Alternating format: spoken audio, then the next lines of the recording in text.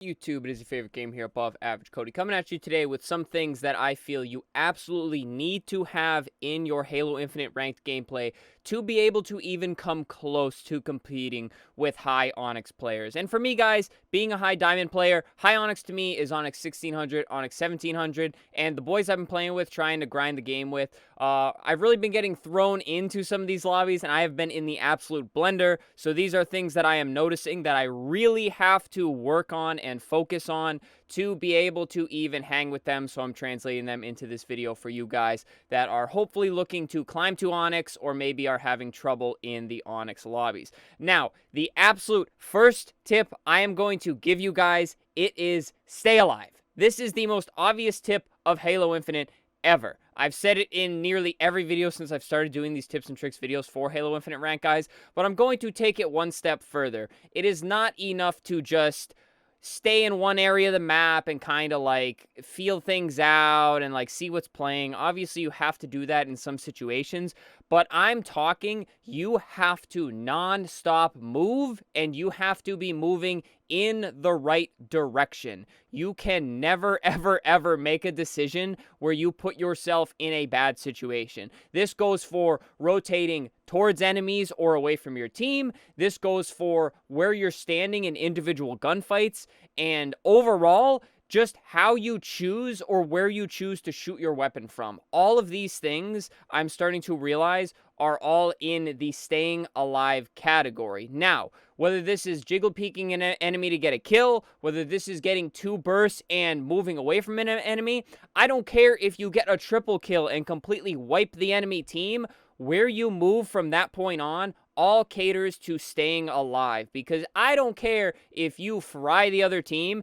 If you rotate in the wrong direction, down the road, it is going to lead to you dying, which can completely turn the tide of the game. So at all times in these higher lobbies, guys, you have to be thinking about where you are when you're shooting your gun, where you are moving if you're losing the gunfight, and more importantly, what you are doing and where you are going after you win the gunfight or multiple gunfights. You always have to be moving. You always have to be conscious about where you're taking damage, and more importantly, when you are taking damage during the game. Now, the second, possibly the most important thing that I am noticing in these lobbies is you have to be an absolute surprise. You have to be a big brain, not only about where you are on the map, but more importantly, how you move the map. So something I started doing when I was having trouble staying alive was I was very much standing in one place, you know, doing the little side-to-side jiggle, kind of waiting for an enemy to turn the corner. And I always thought that was the answer, because if I have my reticle sitting there, I'm ready, I'm going to get first bullet, and I'm always going to win that gunfight, right? No, that is platinum talk right there. That is not how you want to hold that angle. Now, of course, in a simple concept, you do want to be holding angles, obviously, because that is how you put in good damage, and with good angles comes good damage, comes good team shots, right? Perfect. That's all good and fine. But if you are just standing there holding the angle out in the open, you know, you're watching it, you're moving a little bit, but you're not really doing much with cover, you're not really in a surprise spot, when you go up against a higher skill player that has played thousands of games in ranked, has hundreds and hundreds of hours in scrims, and has frankly played better talent than me as an individual, they are always going to be ready for that predictable spot you're standing in. And more importantly, you are not going to be in the middle of a movement that is going to throw off their aim. So a higher skill player, say I'm doing my little stand there, you know, watching the angle, I'm ready for him to turn the corner, we're going to win this gunfight. The person turns the corner, likely sliding around the corner, jumping the corner, or just overall ready. Their reticle is already hovered over the spot where I am standing in this situation, because it is the most predictable spot ever.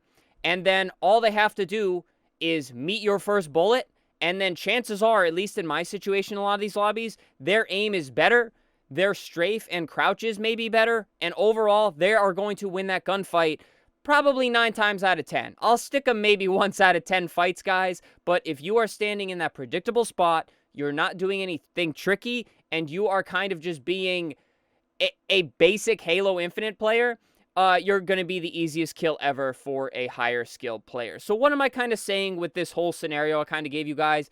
Be tricky. If you're going to stand there and hold that angle, be in a less predictable spot. Either you are behind cover and you're going to keep jiggling out and checking it, because that will be a bit more of a surprise. Because if they turn the corner, they might not see you. And if they do turn the corner and see you, you are mid-movement. Like, you are strafing in one direction. You are jumping the corner. You are sliding the corner.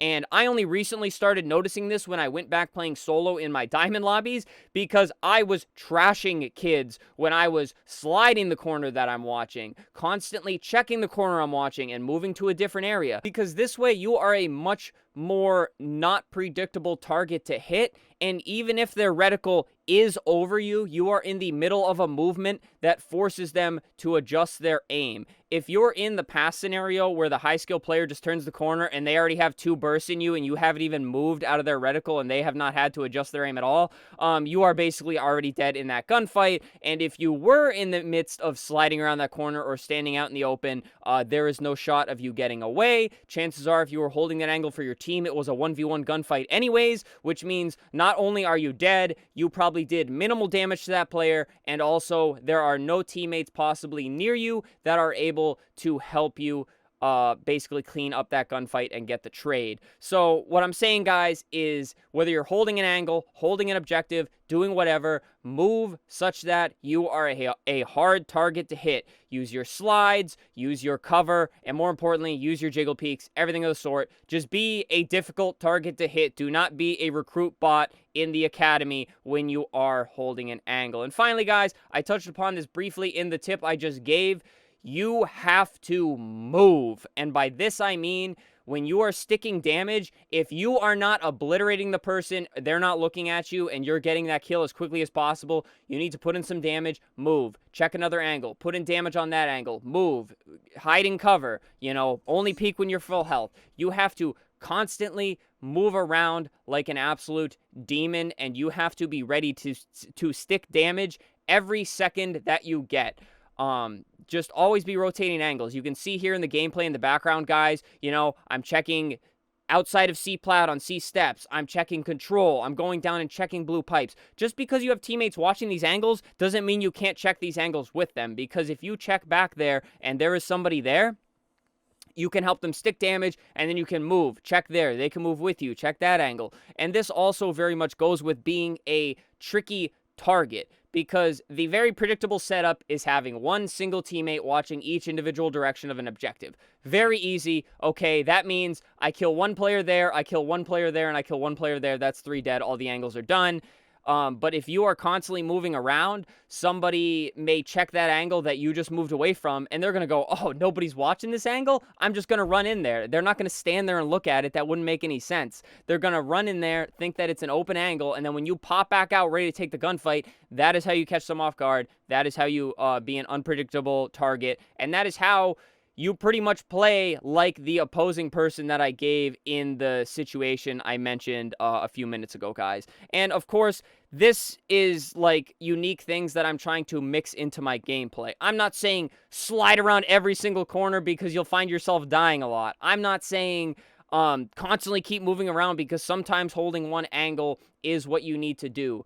All of this is very situational. These are just individual things that I am trying to think about and add to my gameplay as I attempt to compete with my teammates that are pretty high Onyx, even though I'm currently tearing them down here. So just some things that I learned playing. I actually learned these playing solo the other day in my diamond lobbies, and it was going really well once I started doing these traits and just being unpredictable. And then I realized that was a lot of the trouble I was having in the Onyx lobbies that I was playing prior. I was having trouble getting first bullet, and I was having trouble where the enemy was not missing. And I realized a lot of it is because I'm not really flowing around the map. I'm not doing a whole lot of moving, and I'm kind of just standing there stiff as a board and giving them the freest kill that they will probably ever see in their lobbies. But alrighty, guys, nothing like hard, like set stuff to work on, but just some things to think about. Maybe you can incorporate it into your gameplay, some things to think about when you're playing in your next lobby, be it whatever rank you are. I'm confident that most of these tips will help you start thinking like a bigger brain player and hopefully make you look like a better player than maybe you actually are. Because again, the more bullets you can make the enemy miss, the better you can get it living up, the easier the ranked wins will come altogether, no matter the lobbies you're in. But alrighty, guys, I hope this video helped you out. I'm working very hard to try to improve as we do want to compete in some opens. I realize I have a long way to go. I realize my teammates are a higher level than me, but they're willing to work with me. They're willing to help me improve, and that's what makes them great teammates. But alrighty, guys, if you want to follow along with me on this journey, we're streaming ranked 5 days a week. Again, we got opens coming up, hopefully pretty soon. We're trying to compete in some other fun stuff here and there. So subscribe to the channel if you want to follow along on the journey, guys. Leave a like on this video as well. It helps out ever so much. Leave a comment, guys. If you think if you'd like to elaborate on any of these tips, or if you think there's anything that I kind of missed or that you want to see another video on, be sure to let me know in a comment. Other than that, guys, channel memberships, super thanks. If you'd like to support the channel monetarily, it does help out ever so much, but please do not feel like you have to. But alrighty, guys, that does it from me. Have a great week. Stay happy, stay healthy, and stay tuned for the next video.